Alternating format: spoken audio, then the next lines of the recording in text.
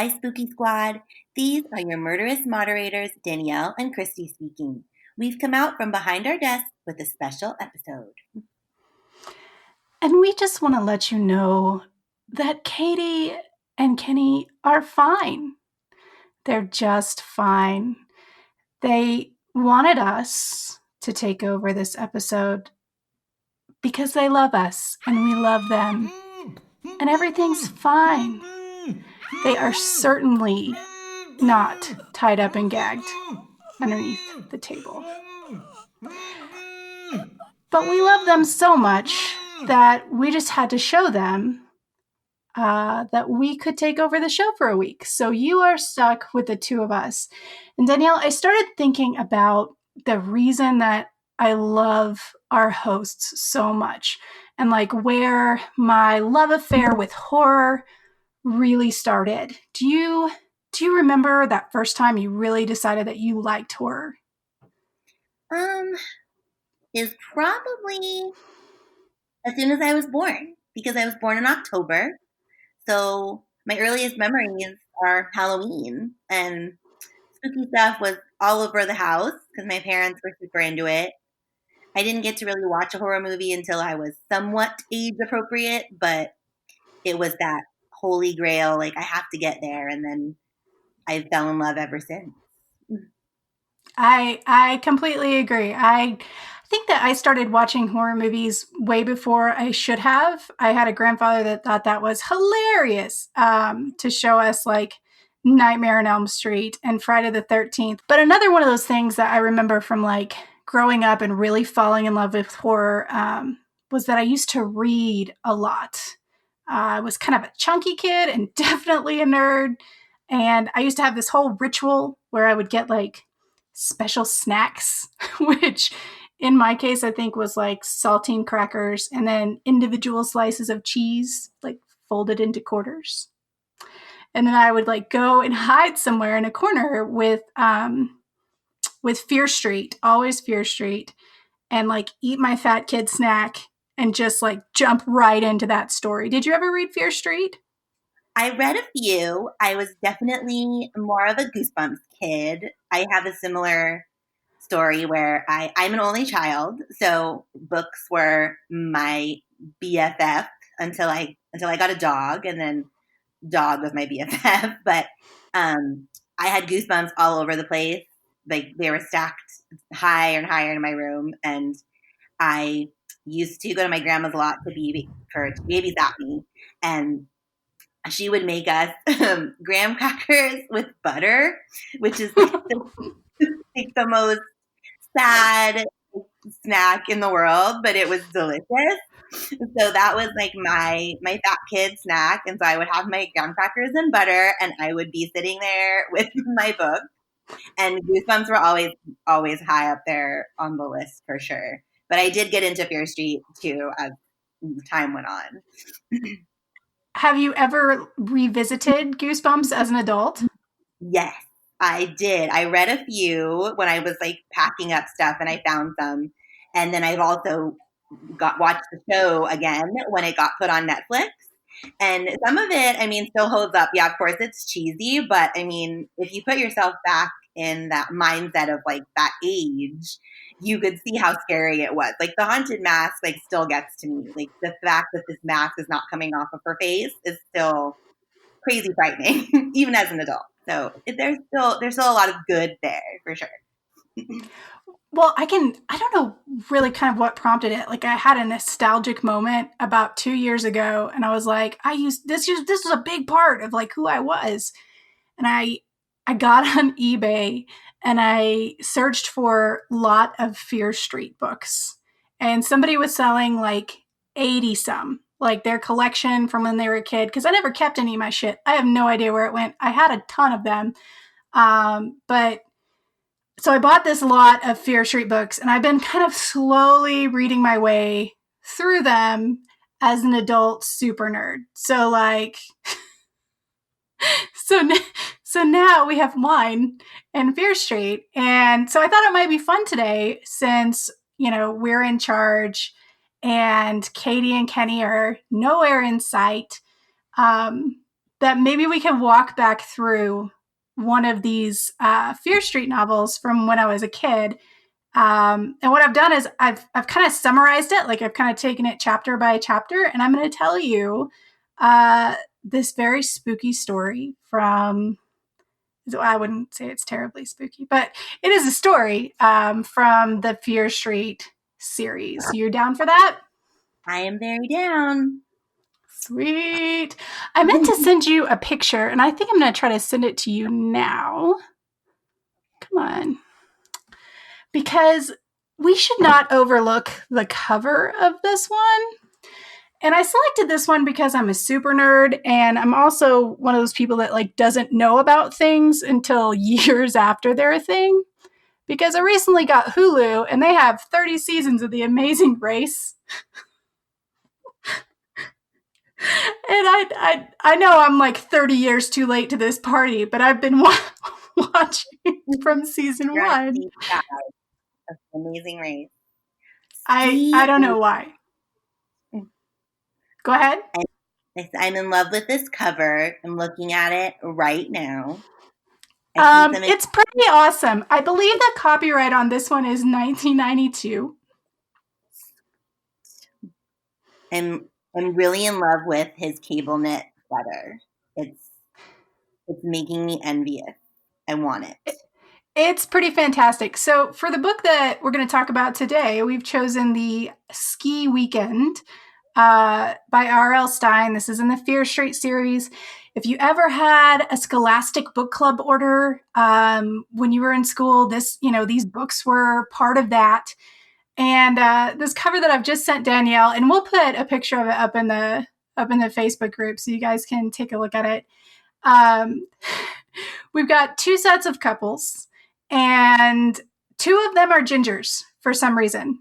We don't know why, just for variety, I guess. And they're wearing some truly fantastic early 80s sweater. And it's they're in some kind of a ski lodge, and there's like a fire lit, and outside there's a very menacing creature, like a dude in a jacket and like a ski mask. And I've got 2 problems with this cover. First of all, Danielle, have you ever picked up a ski in your hand? I can't say that I have. I'm a California kid. We didn't Hmm. ski, but I don't think Well, I've never seen people hold them that way.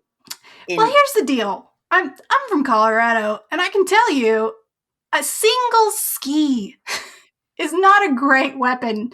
It's neither sharp nor lightweight. Um, you'd probably hit yourself in the face with it before like something would happen. So that's my first problem. One of the couples inside has kind of got his arm around his girl, and he's wielding a single ski in the other hand. And my other problem, yeah. So this guy outside, why are we judging him? I They're at a mean, ski lodge. it's It's a true. ski mask.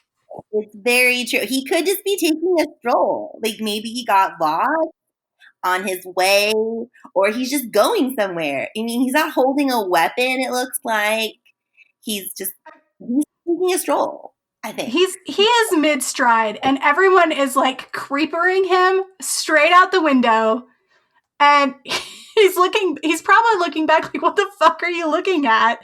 I'm just out. I went for firewood, people. Jesus. Those But yeah, so judgy rich that's people again. for sure. Oh yeah, these look like judgy rich kids, 100%. So let's see.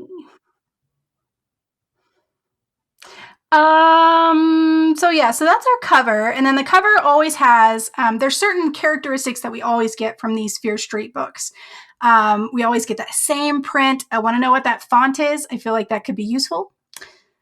And we always get this like kind of menacing quote on the front of the book, and I guess that's the teaser to like let you know what you're getting into. And this one says, quote, "It was a perfect setting for murder.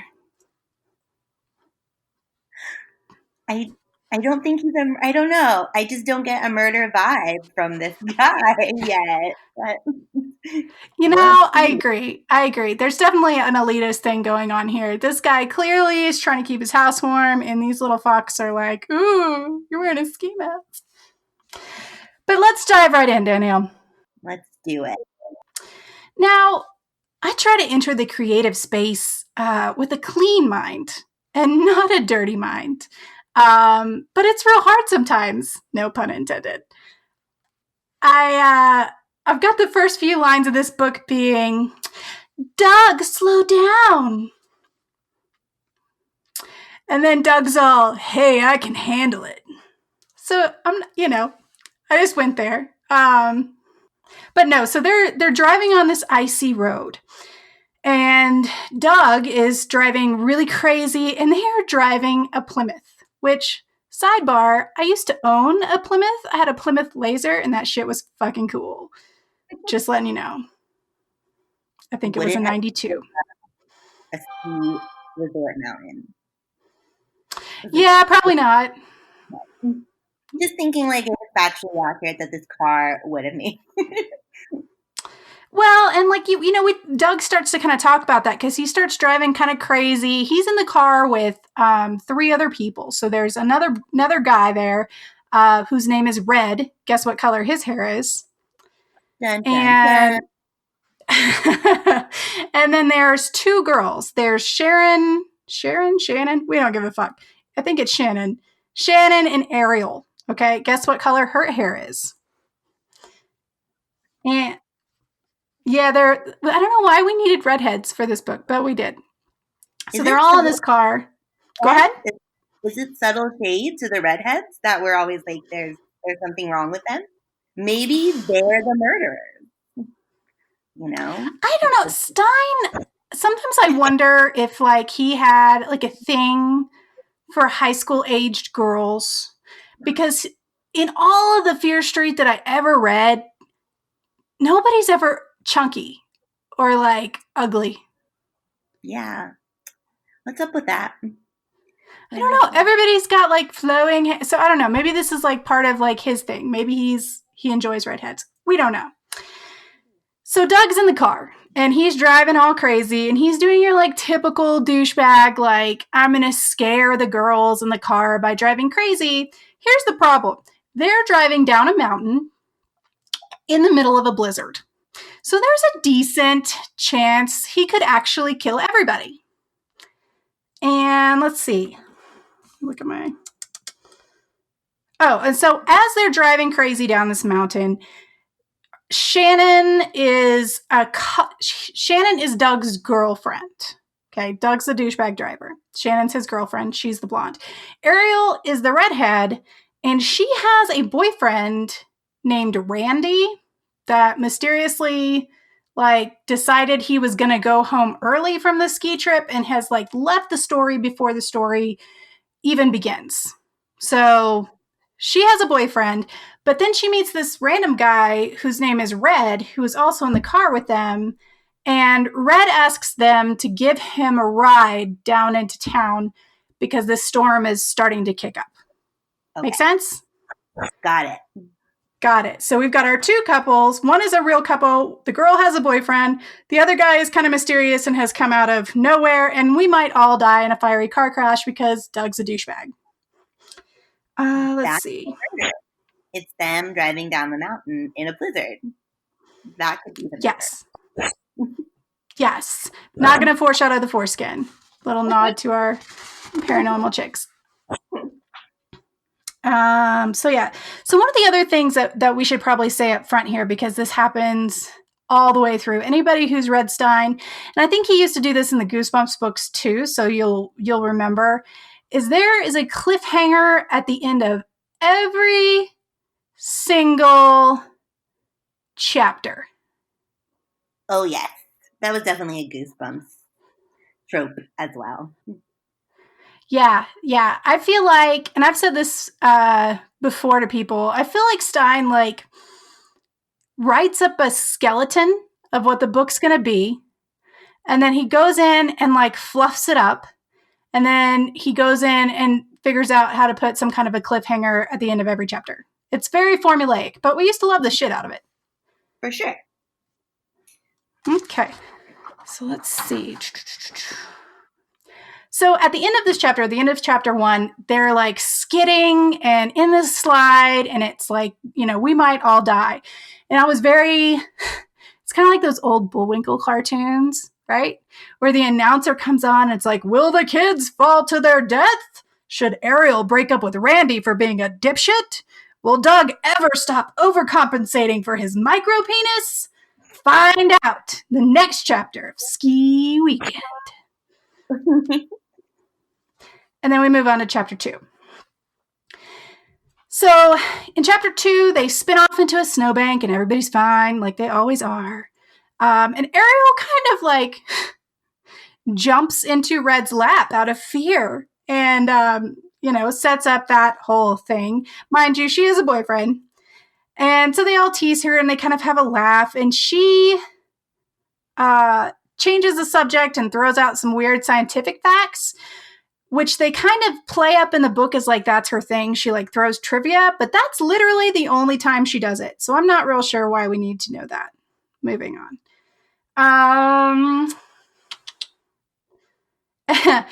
And the reason that I included it is because during this time, Red comes out with this line, and I don't know, and again, it's been probably a while for most folks, but there were certain phrases in these books that Stein used to throw out where it was like his "I'm down with the kids" moment. And it's not in this particular book, but he used to say things like "cool move, Ace," and let's see, it's like he's got like a handbook of like cool teenager phrases. And so she like throws this trivia out for no reason, and then Red says, "Gee whiz, tell us another one, Mr. Wizard." Okay. We don't know why. So she mentions that so Ariel kind of randomly mentions here that she wants to get out of this storm and get back home to Fear Street. So there's our Fear Street tie-in. And for those of you who never read or maybe don't remember, these series of books are based around this town where this one street called Fear Street is kind of the crappy street in town. It's on the bad side of town. And like all these different horror stories somehow stem from this one area of town. So basically what she's told us there is like she's the poorest kid in the car. Aww. Aww. And we all went, aw, for Ariel. So the storm's getting worse. And Red says, I'm a local and I can tell that like this storm's going to get worse and they're not going to plow these streets. And you know what we should do? We should go off on this side road where they're going to plow the side streets first. And that'll be a good move for us, which, okay, time out.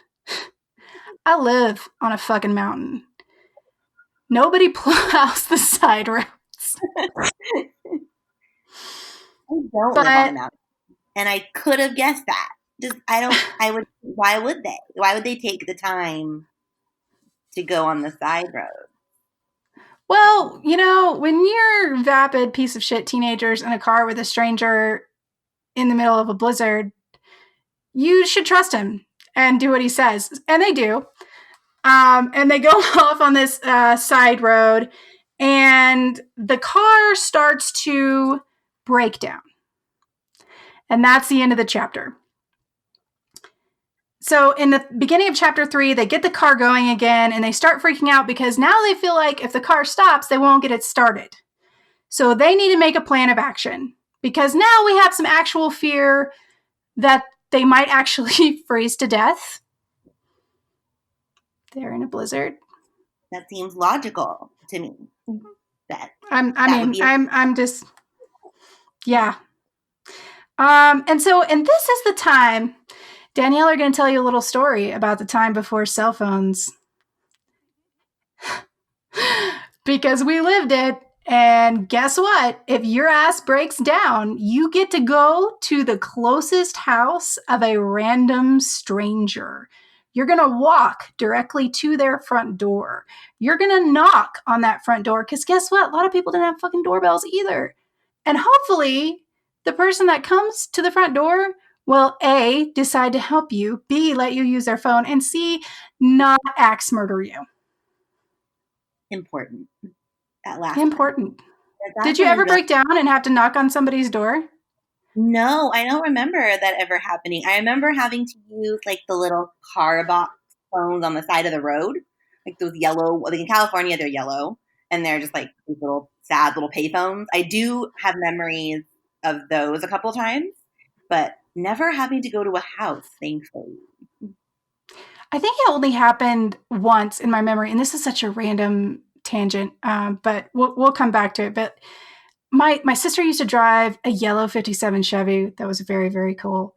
But the problem was it didn't have a working, functioning gas tank light indicator. And we would often run out of gas. And I remember one time we ran out of gas and we had to walk about a mile to a random stranger's house.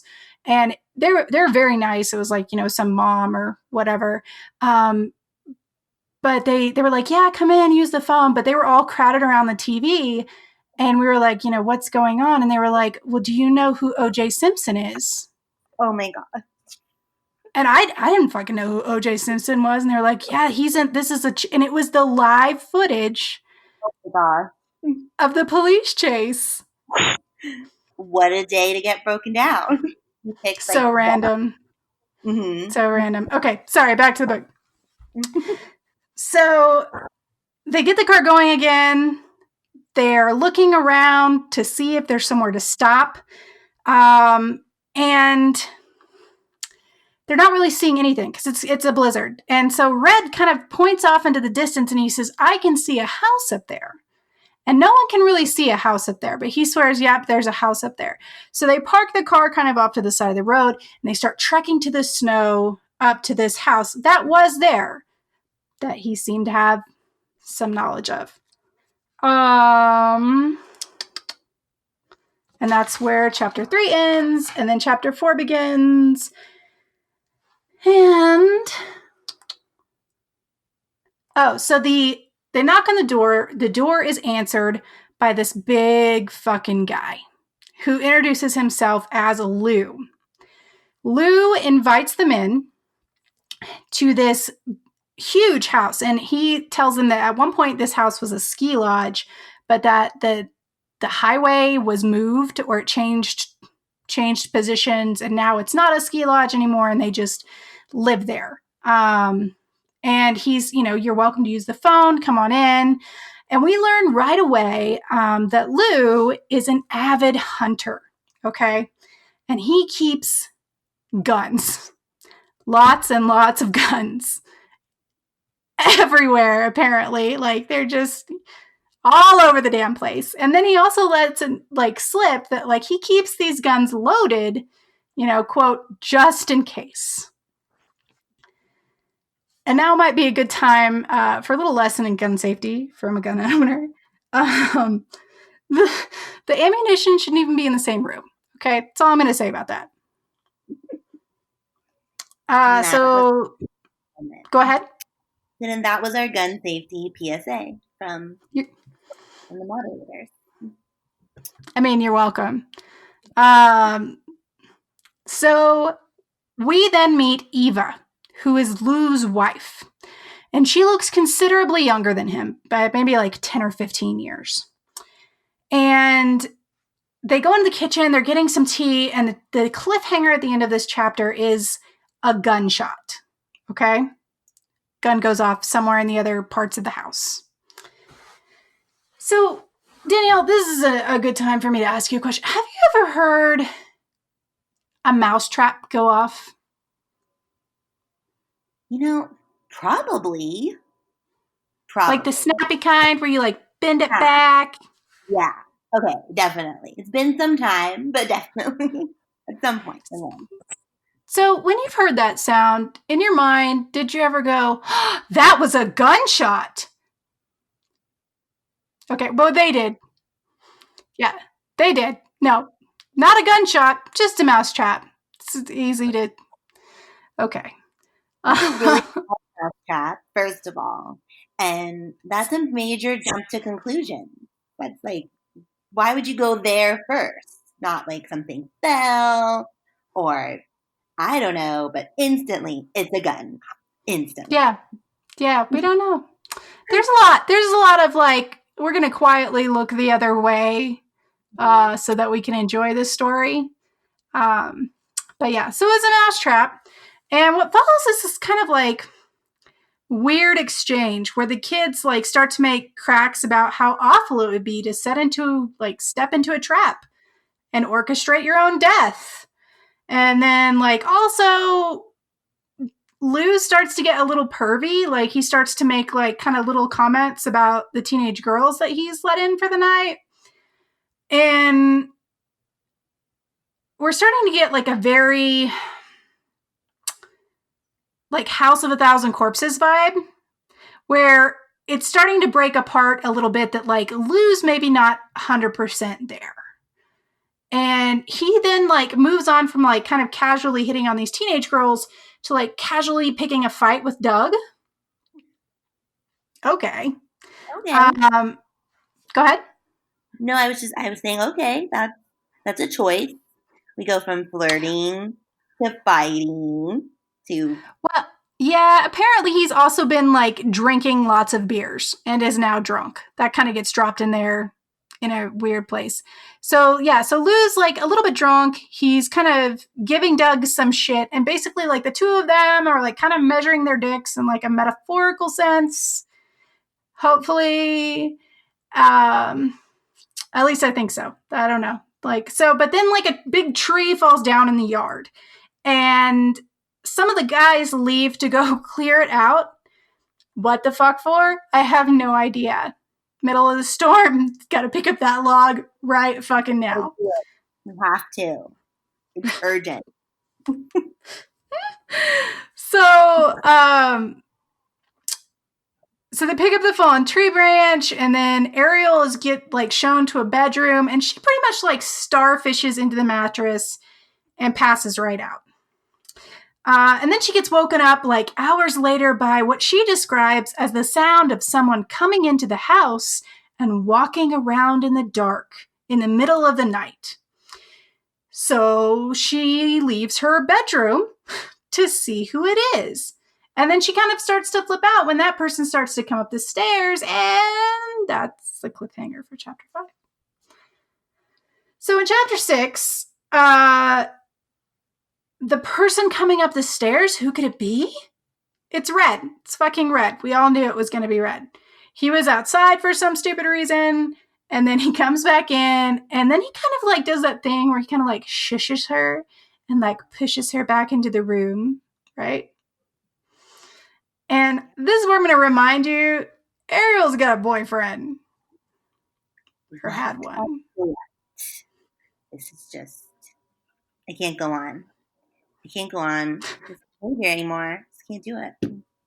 Can't do it. So, yeah, so he pushes her into the room, and they're talking about like different like vapid things that you talk about as a teenager before you start sucking face. And and he's like, well, you know, I left my room in the middle of the night because my room is right by Lou and Eva's room, and they are having this knockdown, drag out fight. And I think he hit her. So his solution for domestic violence was to leave and walk around in the snow and then come back and hope it was all over. What and if then make it up. You know, listen, Red's real cute. That's what he has going for him. That's it. He's the cute I'm one. just saying. Did you ever date a redhead? No. I went on a date with the redhead, but it was like one singular date. And that was it. What happened? Nothing really. It was like one of those weird high school setup things. Like someone tells you someone likes you, kind of cheeseball things that I don't know how that happens. And then you end up having pizza with that person and you're like, how did I get here? But okay, see you tomorrow, like in class. Like that's really what it was. we were friends throughout high school, so it was fine. But that's really it. It was one of those things. I think that that's pretty much where our heroine is at this point. Like, I'm here and you're here and it's weird, so let's do it. Except not do it because this is a PG-13 situation, and she's gonna shut him down before things get too exciting. And she says, jack shit about her boyfriend or having a boyfriend or whatever. What boyfriend? We don't even know. Red's real cute. So then let's The see. Is the boyfriend the cable knit sweater guy? Ooh, I don't know. And there's a lot of like things that we'll talk about at the end that I'm not sure what happened. And I don't know if it was like a red herring thing or whatever, but like some things we don't ever circle back to. Okay. So they have their little session. She kicks him out before he gets interesting. They wake up in the morning and Lou's downstairs making breakfast. He's frying up bacon in the pan, and Eva is nowhere to be seen. And they ask, where's your wife? And he says, well, I've decided to let her sleep in today. So then they decide they're going to go out and they're going to see if they can get the car started. When they get outside, the car is gone.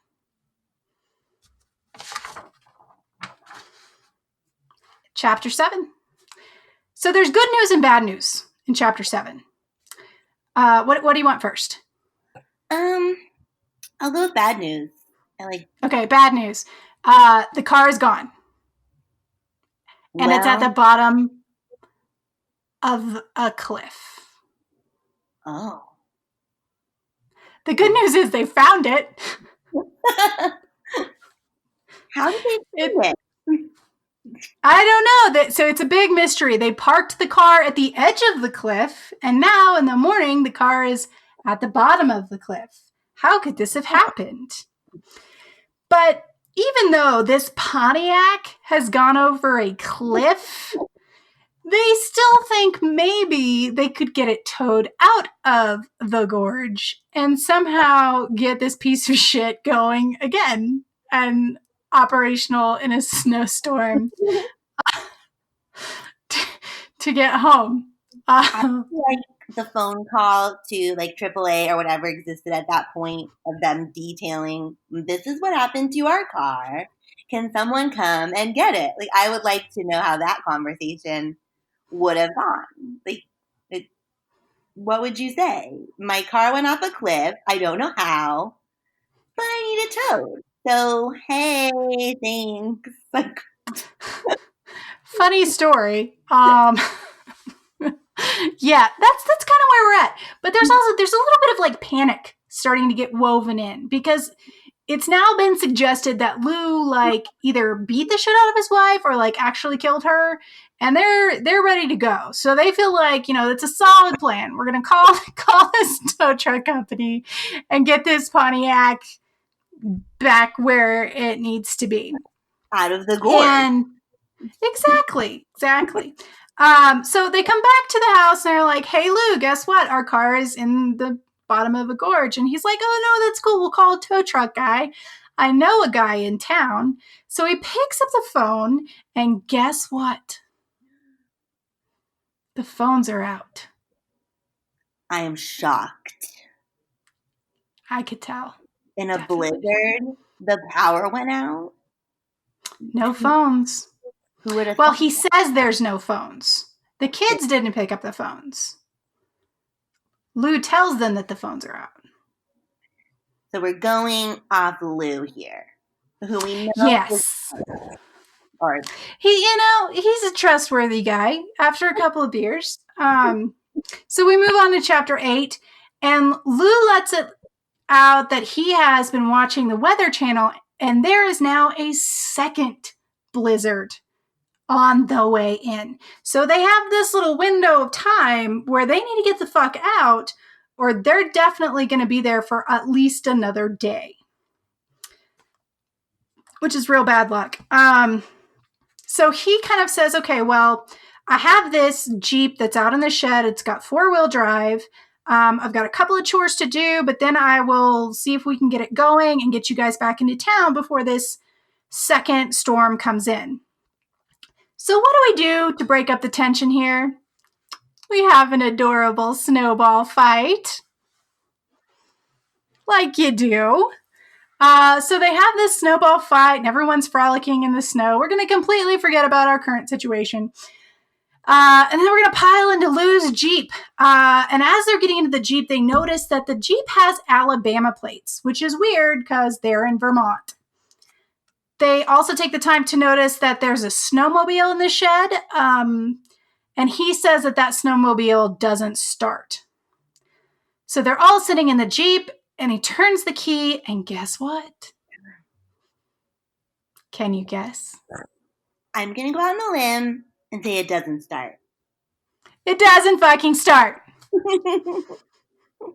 Guess what? We're stuck here with Lou the crazy man, his wife, who we have not seen since last night, and 2 sets of vapid, horny teenagers. It's going to be a fun time. It's going to be fun.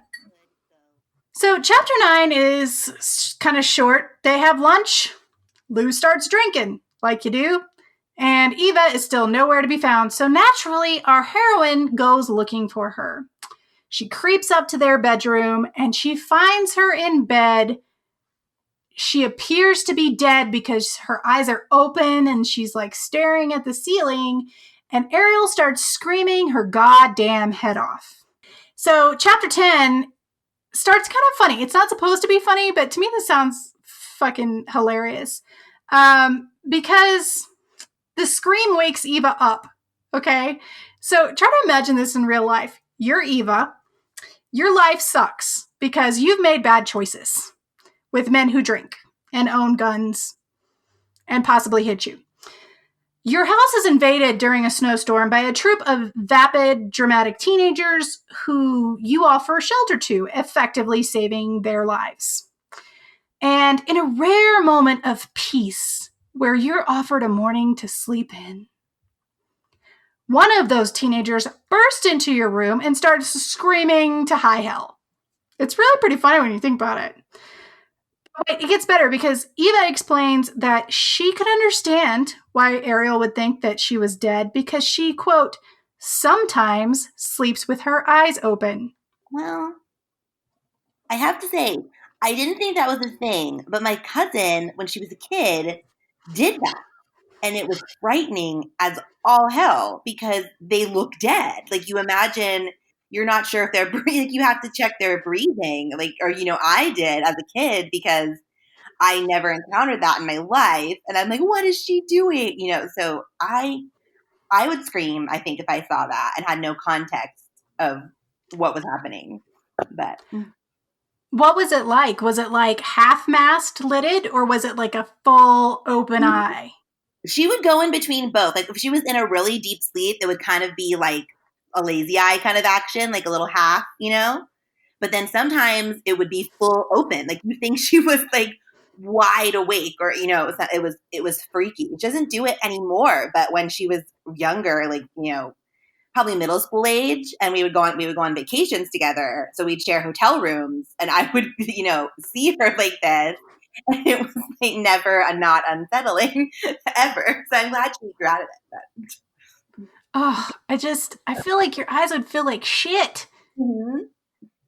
Right? Like wouldn't they be dried out and like hurt?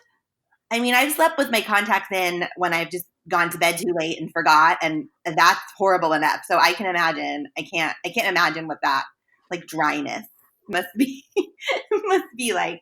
So yeah, for sure. Well, apparently Eva also sleeps with her damn eyes open. And then she says some weird shit like, you shouldn't be here. Okay, Eva, but we are here and you're the one who let us in. So we also notice in this scene that she's got like a big bruise on her face. So Red apparently was telling the truth about that.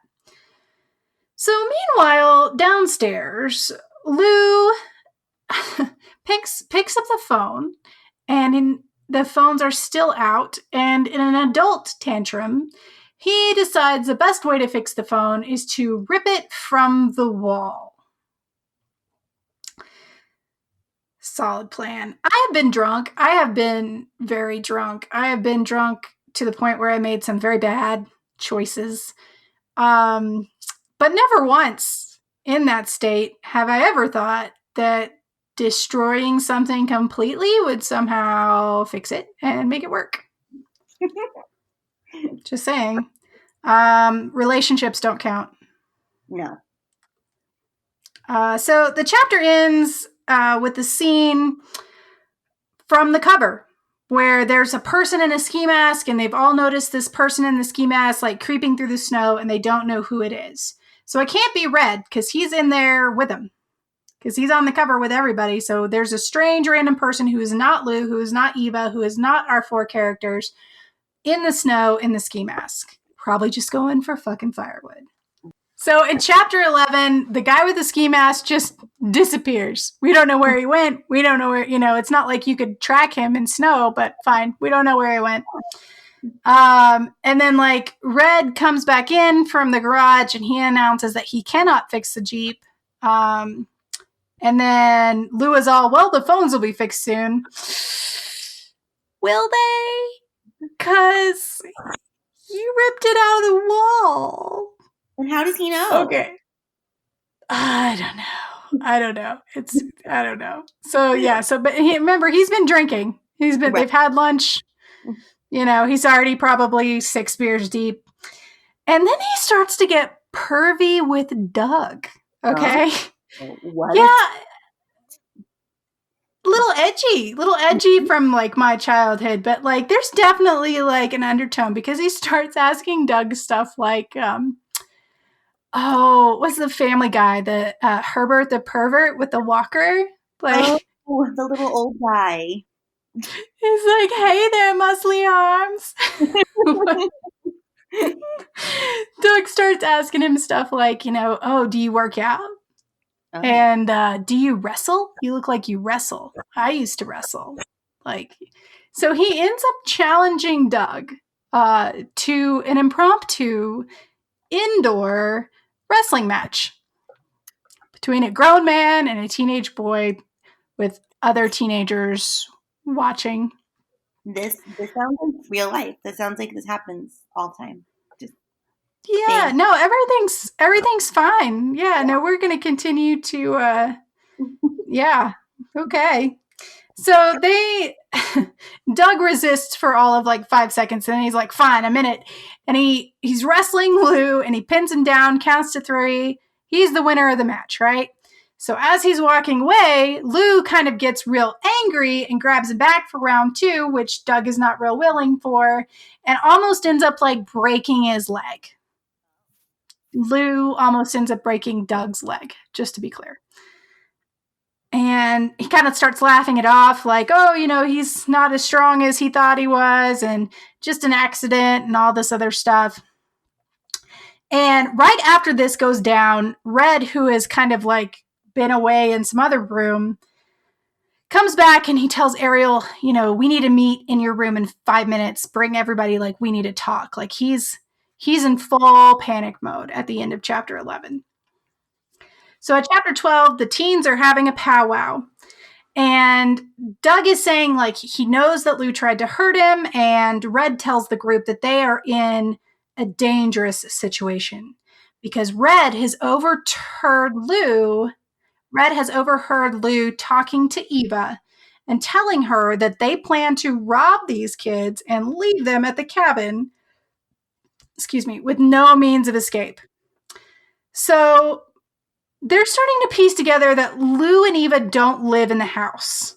They're noticing things like when they go outside to move that tree limb, Doug's jacket didn't really fit him. And there's no real photos on the walls anywhere. And they find some photos in like a drawer, but Lou and Eva are not in any of these photos. Some other couple is. So they're starting to piece together, they probably don't live there. And then also, the part that I don't get, though, is like, what do these teenagers have that they're going to fucking rob them for? Yeah.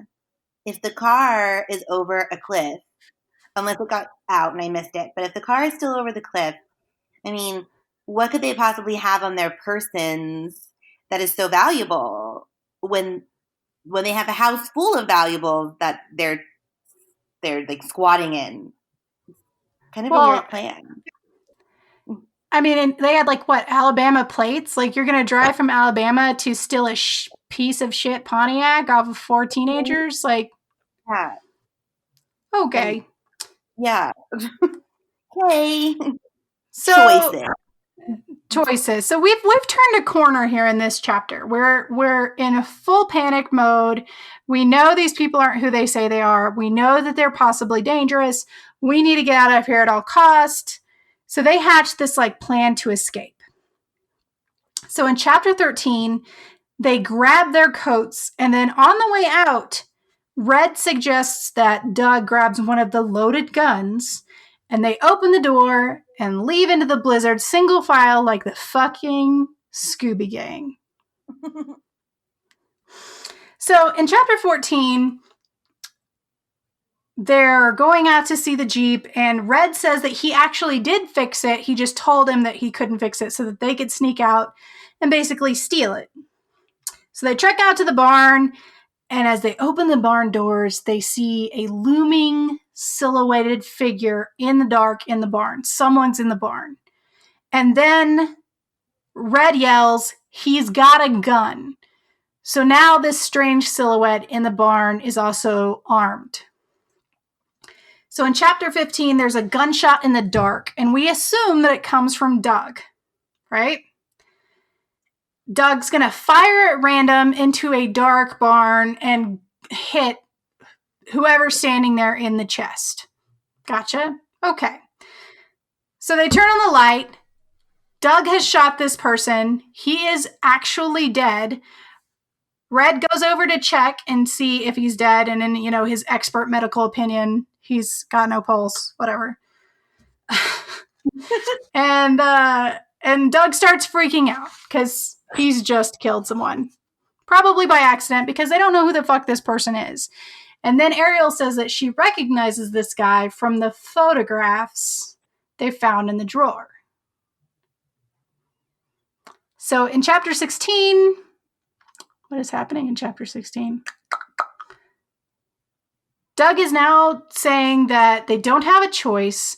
They have to go back into the house because they have to try to call the cops because he has just killed a man. And no one's really excited about the prospect of walking back into that house to tell Lou that they've just shot a random dude in his barn and they need to call the cops. Assuming that the phones are working, right? Because last we checked, not so much. But they don't have to because they shot a fucking gun and Lou heard it and he's come running to the barn to see what's going on. And he sees a man who's dead on the floor and he starts screaming that this man is Jake and that he's Eva's brother. So, chapter 17. And Lou starts to flip out because Doug has shot his brother-in-law and killed him. And he wants to call the cops. Of course, there's no phone. So he orders the kids back in the house and he's basically going to keep them on house arrest until the phones are fixed or the roads are clear and they can get help from the police because he doesn't want these people to escape that have just killed his brother. Okay. And then he also says that they need to now move the body.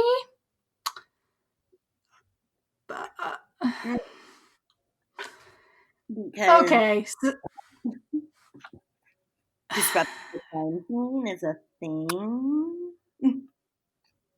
I mean, they didn't have. I mean, maybe they had unsolved mysteries. Maybe. But there was no forensic files. Right. Or maybe there was. Some of those forensic files are old as shit. That's true. I'd have to Google it and find out how old forensic files was.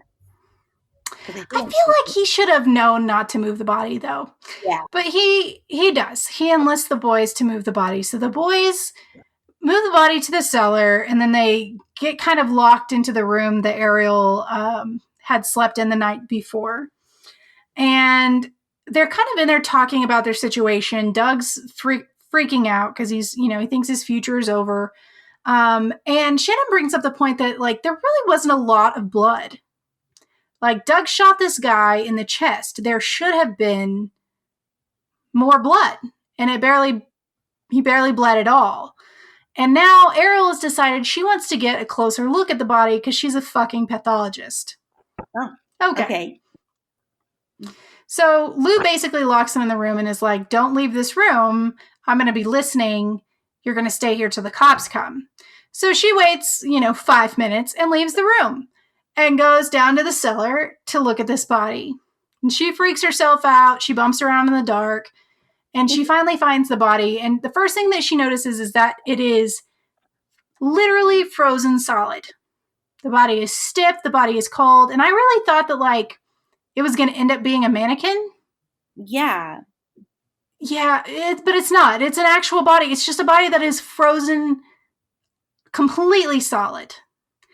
And she gets kind of a look at the gunshot wound, and there is no new blood for someone who is just shot in the chest.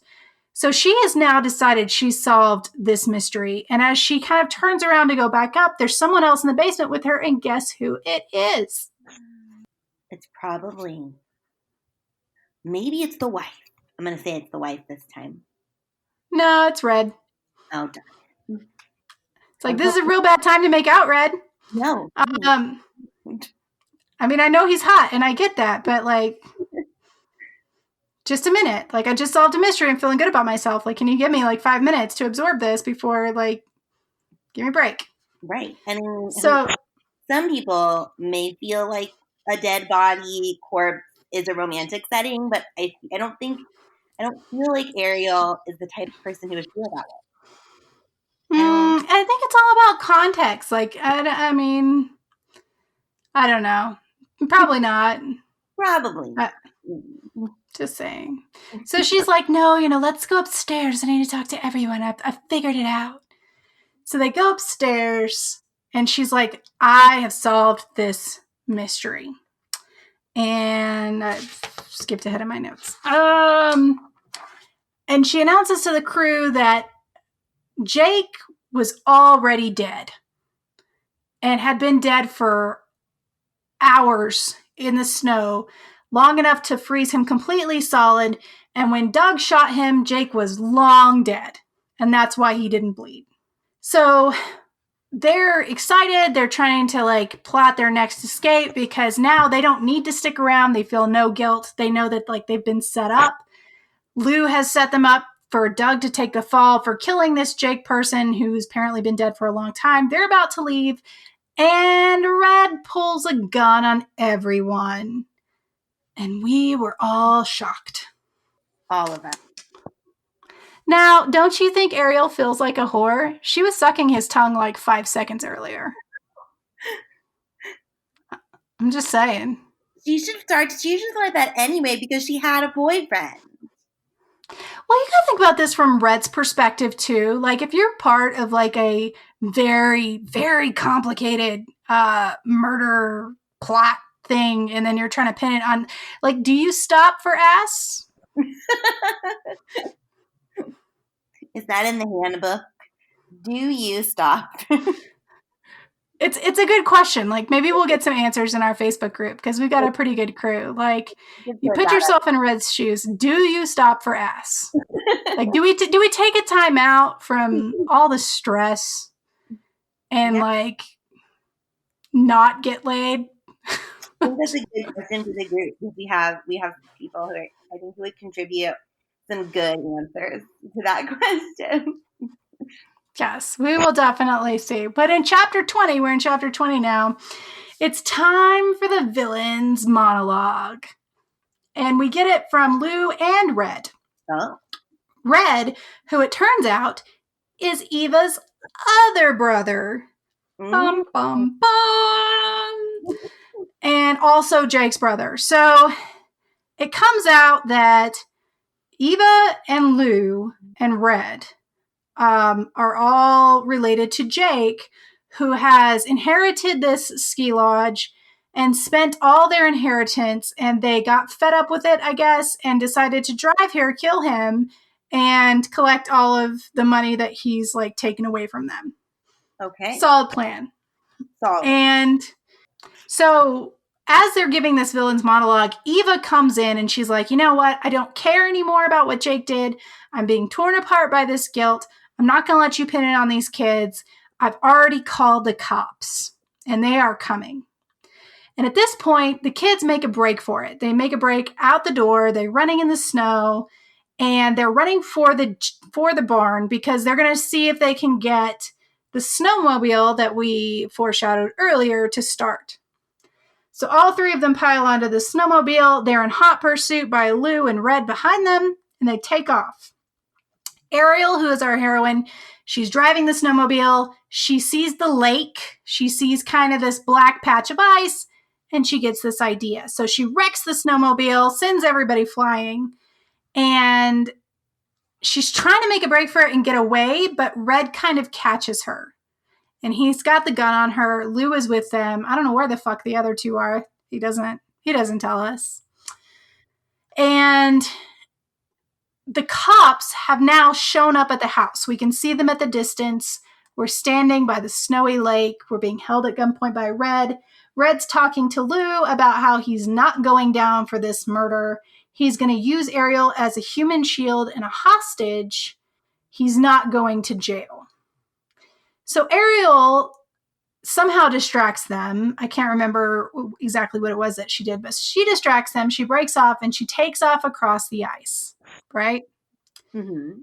And of course, Red follows her because at this point, Lou has kind of given up. He's probably 12 beers deep at this point.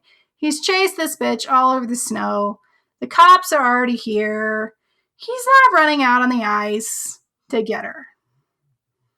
So she runs out. Red follows her. The ice cracks. He falls in, dies a horrible death, and she can see him underneath the ice floating by ever so slowly. And she makes her way back to the cops, and so does everybody else. Lou and Eva get arrested. And here's the thing that's a little bit crazy. This thing is a little bit crazy. In the last chapter, Stein takes us all home with these kids. It's been like a day, okay? And he takes all of a paragraph to let us know that, like, everybody got arrested who was bad, everybody who was good made it home, and now they're joking about, what are we going to do next weekend? And anything but another ski weekend. And I feel like these kids laugh through their teeth. Yeah. Like, Of that Family Guy character with the big chin, the little like prep school. yes. Yeah. Yes, it's like that. Yeah. But that's the end of the book. That is the whole thing. Like, yeah, not great for endings, but I don't know, it's hard to explain. Like, it's a lot of fun to make fun of as an adult, but I can't pretend like this wasn't my 100% shit to do as like a preteen. Do you remember, did they have Walden's books in the mall? Mm-hmm. Oh, yes. Remember Walden's? Mm-hmm. You would always go to the back to the Uh-huh.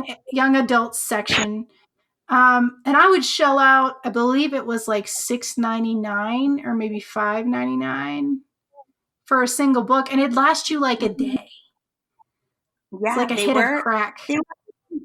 Yeah, they were at least $5 or $6. They weren't like super cheap, and they were not long. Like I would remember having to like decide, okay, I'm going to read 6 chapters, so I stop, and I keep my book because I can't go get another one for a few more days, Well, so because you couldn't ever get them from the library because they would all be checked out. There was nothing left. yeah, it was everybody was buying the same books, so yeah, or wanting the same books. Yeah, no, I remember pretty clearly. Trying to think about how to wrap it up. You know what they remind me of too, now that I'm remembering, is they're like the slight horror version of like Sweet Valley High and those other like silly teen dumb decision making books. I don't know if you ever read those, but Sweet Valley High was I like I think I got bored with those. I was never on board with like Babysitter's Club or Sweet Valley High. I needed a horror aspect of it to keep my interest, but at the same time, I wanted that to be delivered with like a healthy dose of like, um, definitely the teen romance was always a part of it. But he was also really good though about like putting you in that place, like you felt like you were in Shady Side, and if it was a story about Shady Side in the fall, like you could see it in your mind, you could see the fall leaves, or if it was in the winter you could see the snow, and you could see the high school and people's locker. Like he had a, for some reason he had a really good way of like transporting you, putting you in that place, and it was a good place and a scary place, but it was a safe place. And speaking of safe places, we are going to leave you now and go back to where we came from. And next week, you will have your wonderful hosts again, because we'll feed them and eventually untie them, and you'll get them. You'll get them back, right, Danielle? We should untie them eventually. I mean, eventually. I think Kenny's slightly enjoying it a little bit. So, you know, I think Katie fell asleep. I think Katie fell asleep too. I know she's like, is she still fasting? She was fasting for a little while. So I feel Oh like, fuck! Were we supposed to feed her? I don't know. She didn't tell us her feeding schedule. So we're gonna figure that out. We're gonna go check on that. And until we do that, are we gonna do the stay spooky thing? Should We we can do the do stay spooky? here. We can do always watching because we're always Oh, watching. okay. So just remember, we're Always always watching. watching.